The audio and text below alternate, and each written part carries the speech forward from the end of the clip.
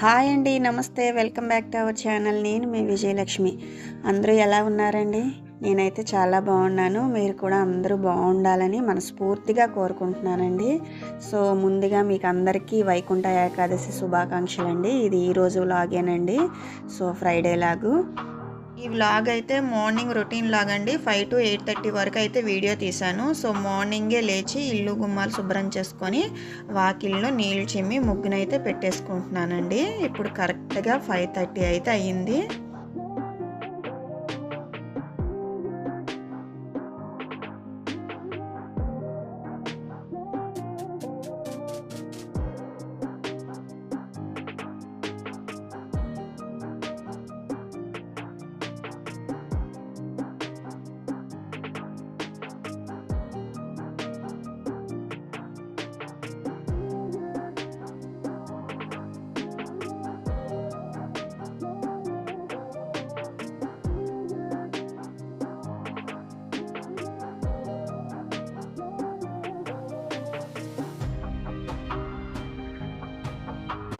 ఇలా ముగ్గు పెట్టుకున్న తర్వాత స్నానంకి అయితే వెళ్ళిపోయానండి. స్నానం చేసి రెడీ అయిపోయాను.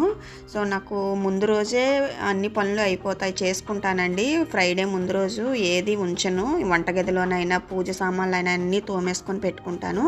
ఇలా రెడీ అయిపోయి అయితే పూజ అయితే చేసుకోవడానికి రెడీ అయిపోయాను. డైలీ మా వారే దీపం పెడతారండి. ఈరోజు మాత్రం కొంచెం ఎర్లీగా అతను వెళ్ళాల్సి వచ్చి డ్యూటీకి అయితే వెళ్ళిపోయారు. నేను ఇలా దీపం పెట్టేసుకున్నాను. మేము ప్రతి శుక్రవారం కూడా ఉప్పు దీపం కూడా వెలిగిస్తామండి. నేను వీడియో కోసం అయితే ప్రత్యేకించి చూపించడం అలాంటివి ఏం ఉండదండి.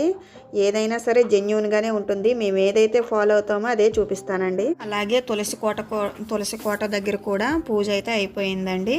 సో ప్రతి శుక్రవారం మేము ప్రతి మంగళవారం కూడా ఇలా ప్రత్యేకంగా ఒక ధూపం అయితే వేస్తానండి. నేను ఆల్రెడీ వీడియో చేసి షార్ట్లో పెట్టాను. ఈ ధూపానికండి కొంచెం గుగ్గులం, కొంచెం సాంబ్రాణి, ఒక స్పూన్ ఆవు నెయ్యి, కొంచెం ఎండు కొబ్బరి, కొంచెం పంచదార అండి, అన్నింటినీ కలిపి ఇలా ధూపం వేస్తానండి. సో ఇలా ధూపం వేయడం వల్ల ఇంట్లో ఉన్న నెగిటివ్ పోయి మన ఇంట్లో లక్ష్మి నిలుస్తుంది.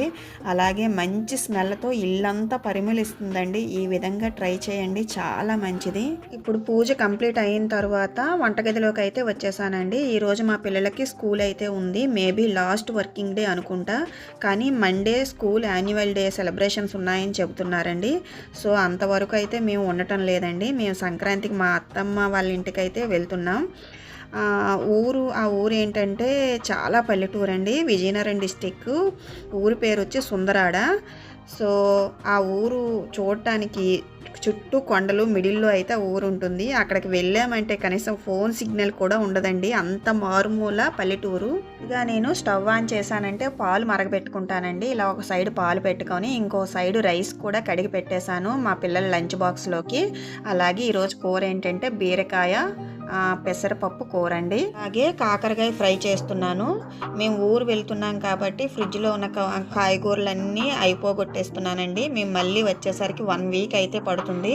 బీరకాయ పెసరపప్పు కూర చాలా బాగుంటుంది, అందరికీ తెలిసిందే. బట్ నా స్టైల్లో ఎలా చేస్తానో చూసేయండి. ముందుగా మనం ఎంత అయితే కూరలో పెసరపప్పు వేస్తామో అంత పెసరపప్పుని తీసుకొని కడిగి ఒక సైడ్ పెట్టుకోవాలి. అలాగే బీరకాయలని ఇలా చెక్కు తీసి ముక్కలుగా కట్ చేసి పెట్టుకోవాలండి. మరీ చిన్న చిన్న ముక్కలు ఏమీ అవసరం లేదండి. పెద్ద పెద్ద ముక్కలుగానే కట్ చేసుకుంటే సరిపోతుంది. ఎందుకంటే మనం కుక్కర్ పెట్టేసుకుంటాం కాబట్టి చాలా ఈజీగా కుక్ అయిపోతుందండి ఈ బీరకాయ. ఇలా కట్ చేసి బీరకాయ ముక్కలను ఒక సైడ్ అయితే పెట్టుకోవాలి. పాలు అయితే మాకు మరిగిపోయాయండి. పాలను దింపి కుక్కర్ని స్టవ్ పైన పెట్టుకున్నాను. కూరకైతే తాలింపు వేసుకుందాం. ఇప్పుడు ఒక టీ స్పూన్ నెయ్యిని అయితే యాడ్ చేసుకోవాలి కుక్కర్లో.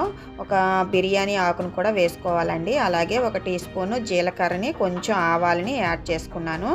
ఇలా ఇవి కొంచెం ఫ్రై అయ్యి ఆవాలు చిటపటమన్నప్పుడు దంచి పెట్టుకున్న 5-6 వెల్లుల్లి రెబ్బలను కూడా వేసుకోవాలి. ఇవి కూడా కొంచెం ఫ్రై అయిన తర్వాత దీనిలోకి 2 రెబ్బలు కరివేపాకును అయితే యాడ్ చేసుకోవాలండి. ఇవి కూడా కొంచెం ఫ్రై అయిన తర్వాత ముందుగా కట్ చేసి పెట్టుకున్న బీరకాయ ముక్కలను కూడా యాడ్ చేసి వీటిని కూడా ఒక 2 మినిట్స్ ఫ్రై చేసుకోవాలండి.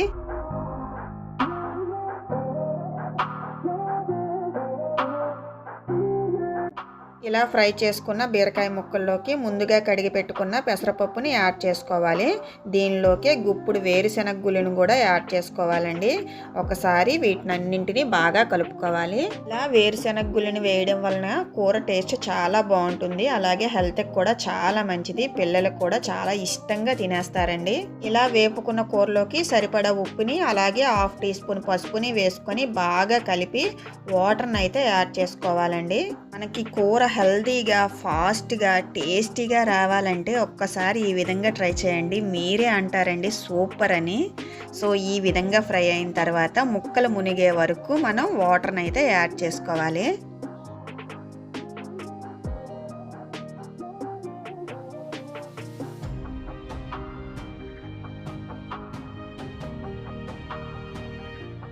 ఇప్పుడు కుక్కర్కి మూత పెట్టి మీడియం ఫ్లేమ్లో 2 విజిల్స్ వస్తే సరిపోతుందండి. కూర చక్కగా కుక్ అయిపోతుంది. ఇప్పుడు కాకరకాయ ఫ్రై కోసం నేను ఇక్కడ 6 పెద్ద సైజు కాకరకాయలను అయితే తీసుకున్నాను. ఇవైతే మన ఇంట్లో కాసినయేనండి. మన పెరట్లో కాకరకాయ చెట్లు ఉన్నాయి. ఇవి నిన్న ఈవినింగ్ కోసాను. ముందుగా వాటర్తో శుభ్రం చేసుకొని కాకరకాయలు చివర్లు కట్ చేసుకొని పళ్ళచెట్టు చక్రాల్లో వీడియోలో చూపిస్తున్న విధంగా కట్ చేసి పెట్టుకున్నానండి. ఈ ప్లాంట్ ఏంటి అంటే ఆక్సిజన్ ప్లాంట్ అండి. మా ఇంట్లో కుండీలో మట్టిలో ఉంది.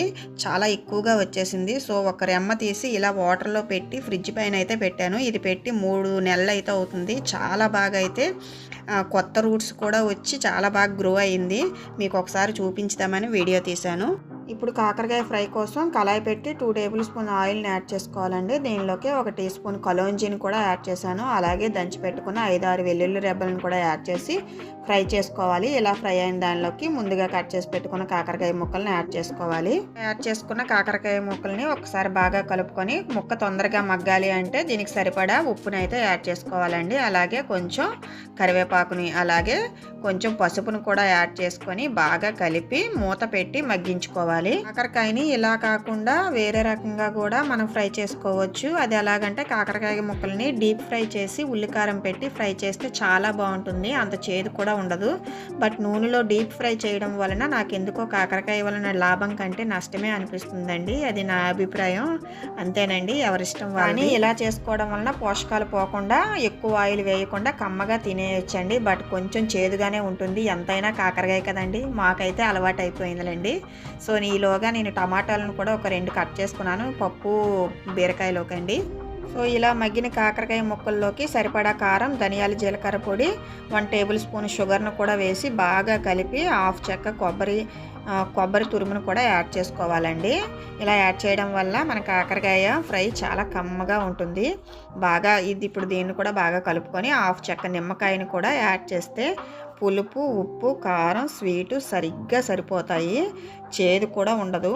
అంతేనండి, కాకరకాయ ఫ్రై అయిపోయినట్టే. ముందుగా ఉడికించి పెట్టుకున్న పప్పు బీరకాయ కుక్కర్ మూత తీసండి బాగా కలుపుకొని మెదుపుకోవాలి ముందుగా. ఎందుకంటే ముక్కలుగా ఉంటుంది కదా బీరకాయ, అలా మెదుపుకుంటే బాగా కలిసిపోతుంది. ఇప్పుడు దీనిలోకి మనం టమోటా తాలింపుని అయితే వేసుకుందాం. ఒక చిన్న ప్యాన్ తీసుకొని స్టవ్ పైన పెట్టి 1 టీ స్పూన్ ఆయిల్ని యాడ్ చేసుకోవాలి. దీనిలోకి కొంచెం ఆవాలు, 1 ఎండుమిర్చి ముక్కలుగా కట్ చేసుకొని వేసుకోవాలి. 1/2 టీ స్పూన్ ఇంగువను కూడా యాడ్ చేసుకొని అలాగే దీనిలోకి ముందుగా కట్ చేసి పెట్టుకున్న 2 టమోటా ముక్కలను కూడా వేసి బాగా మగ్గించుకోవాలి దగ్గర పడే వరకు. ఇలా దగ్గర పడిన టమాటాలోకి 1/2 టీ స్పూన్ కారాన్ని కూడా యాడ్ చేసుకొని బాగా కలిపి దీన్ని పప్పు బీరకాయ కూరలోకి వేసి బాగా కలుపుకొని ఇప్పుడు ఈ కూర అంతా కూడా ఒక 2 or 3 మినిట్స్ ఉడికించుకుంటే సరిపోతుందండి. మనకు కూర అయితే రెడీ అయిపోతుంది. ఈలోగా మా పిల్లలు కూడా రెడీ అయిపోయారు. వాళ్ళకి టిఫిన్కి దిబ్బ రొట్టె అయితే వేసానండి. ఇడ్లీ పిండి ఫ్రిడ్జ్లో ఉంటే ఇద్దరికి చెరొకటి వేసి కాంబినేషన్గా చెరుకు పానకం వేసి ఇచ్చేసాను. దిబ్బ రొట్టె చెరుకు పానకంతో చాలా బాగుంటుంది. ఒకసారి ట్రై చేయండి ఎవరైనా తెలియకపోతే. ఇప్పుడు క్యారేజీలు కూడా సర్ది పెట్టేసుకుంటున్నానండి. నేనైతే ఇలా అన్నంలో కూర వేసేసి కలిపేసి పెట్టేస్తాను ఇద్దరికి కూడా. ఇంకా రిమైనింగ్ కర్రీస్ని కూడా వేరే గిన్నెలోకి మార్చేసి అలాగే రైస్ని కూడా హాట్ బాక్స్లో వేసేసండి. వండిన గిన్నెలన్నింటినీ కూడా సింక్లో వేసుకున్నాను. సో ఈలోగా మా పిల్లల ఆటో కూడా స్కూల్ ఆటో కూడా వచ్చేసింది. వాళ్ళ స్కూల్కి అయితే వెళ్ళిపోయారండి. సో ఇప్పుడు కరెక్ట్గా 8:30 అయిందండి. నేను 5 to 8:30 ఒక్క నిమిషం కూడా నాకు అస్సలు తీరికుండదు. ఇలా ఉంటుంది నా డైలీ మార్నింగ్. ఇంకా సింకుడు గిన్నెలు ఉన్నాయి. ఇంకా నేనైతే టిఫిన్ కింద దెబ్బ రొట్టె అయితే కాల్ చేసుకున్నానండి.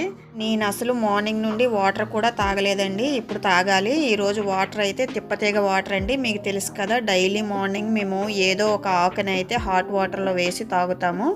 నేను చాలా షార్ట్ వీడియోస్ అయితే పోస్ట్ చేశానండి, ఏ ఆకులు వేయాలి, ఎలా చేసుకోవాలనేది కూడా.